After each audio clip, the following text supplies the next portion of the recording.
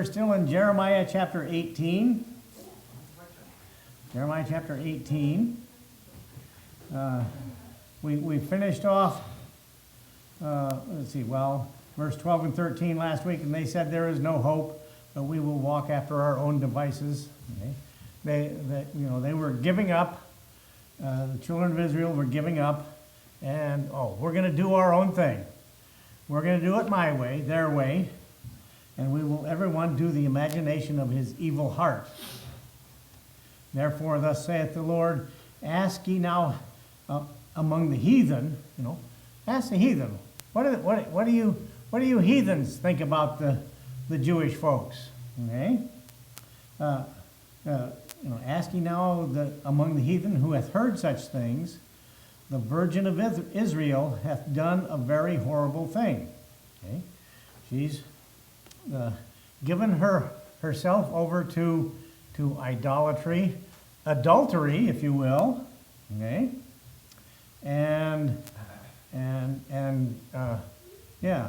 Harlot. They've turned into harlots. The Virgin of Israel turned into harlots, and they've done a very horrible thing. I come down to verse 14. And kind of interesting verse here. Will a man leave the snow of Lebanon, which cometh from the rock of the field? Mm-hmm. This is a little one of those comparisons there of the snow of Lebanon and the rock, okay, if you will. Of course, God is Israel's rock, or God should be Israel's rock. God should be our rock, our firm foundation. Okay, but apparently the snow. Apparently the Lebanese mountains. I'm not up on my geography, but apparently I guess you could compare maybe the Lebanese mountains, possibly with our Cascades over here, okay? And Mount Rainier and Mount Adams. I went down to Yakima to Costco the other day, and nice clear day, and you're coming down the hill into Yakima, you see Mount Rainier, Mount Adams, snow covered, okay? Yeah, that's a wonderful view up there of the two mountains, but so you can compare, if you will, the snow of Lebanon, like to those mountains, the snow of the Lebanese mountains. Will that snow fail? Is all that snow, and of course the global warming fanatics. Oh yes, there's going to be no snow on Mount Rainier here any day soon. And the end of the world is going to come any day soon. Okay. But anyway, will that snow fail? Okay. And fail from its rocks, which tower above? And this appeal of the prophet is to the unchangeableness, okay, of one of nature's most beautiful phenomenon, the snow in the mountains. Okay? Now, actually, I think I was headed to Cle Elum last week sometime, and there was snow on Mount Stewart. God's in control. We don't have to worry about climate change. God knows what He's doing with the climate and stuff like that, And anyway, so you're going to leave that snow, or shall the cold flowing rivers that come from another place be forsaken? Well, cold flowing rivers from another place. Well, the other place is going to be, Babylon. Okay? And so again, this never failing waters flow, men do abandon the cool waters which descend from above to seek their happiness in, if you will, channels of their own digging. Okay? We've got the runoff from the mountains. Well, they try and get water from other places besides the cool, flowing waters from the mountains. Verse 15, because my people hath forgotten me. They have burned incense to vanity. They're making offerings, burning incense to useless, idolatrous gods. Okay? And they've forgotten all about God. They say, oh, who cares? We don't like God. That God, he's too strict. He doesn't want you to kill anybody. He doesn't want you to steal. Okay, that's too strict. Let's on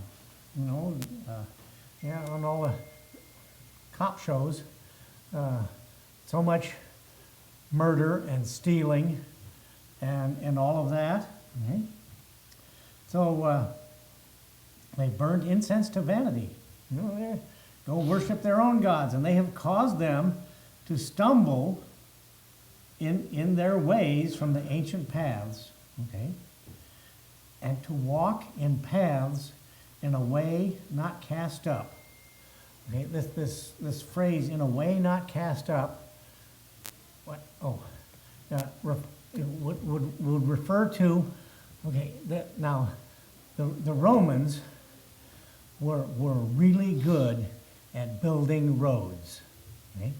They built good roads, and they would elevate the roads to where they're above water level. If there's a flood, they've got the roads above water level, and you can safely travel on these roads. Okay? But they are abandoning from these ancient paths, these built up roads that will get you someplace safely in a way not cast up. Cast up is just built up high. Okay? And you watch all the here, context, Weather Channel, and all of the rain that's going on back east, and all of the flash floods and all that sort of good stuff back east, and all of the wonderful, really smart people who will drive through water that is too deep for their car, and all of a sudden their car is floating away down the river, or they're having to be rescued from their car, which is sinking in the river.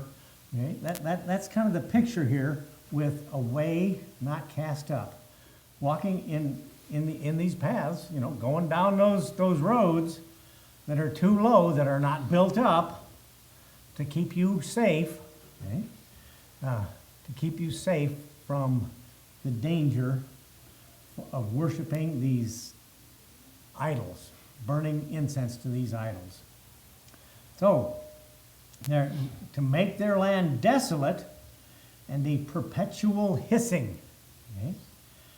Everyone that passes, this is a perpetual hissing. This is kind of okay, if you see something, okay, you pass by something, and you see it, and it's okay, the land is desolate. It's not farmable anymore. It's kind of this hissing is kind of this surprise type intake, like that. Look at that, or you see something. Oh, look, that's kind of what this perpetual hissing is referring to. Everyone that passeth thereby shall be astonished, surprised. You walk by something and you're surprised. and oh, and wag his head. Oh no, they're surprised. Oh, what happened here? That kind of deal from verse 16. I will scatter them, and he's talking about these men that are worshiping evil. I will scatter them as with an east wind before the enemy.